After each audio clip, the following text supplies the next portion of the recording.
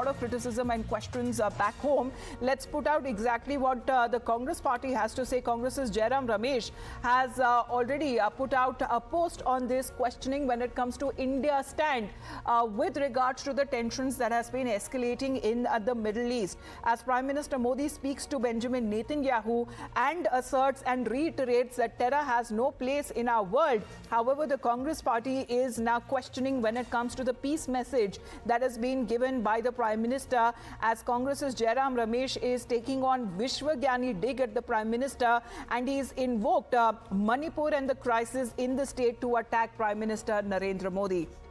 That has been the development that is now coming to light as far as tensions that have been escalating in the Middle East. But here is Congress's Jairam Ramesh, who is first asking the Prime Minister to visit Manipur, and even when it comes to the civil society maintaining, as according to Jairam Ramesh, the Prime Minister has maintained total silence on the issues of domestic political concerns like Manipur, like Chinese incursions in Ladakh, etc. We have Mohit with us right now. Mohit, good morning. Well, what is happening in West Asia seems to have some sort of a bearing here back home, with the Congress party launching an attack on Prime Minister after he had a word with the leader of the Israeli country.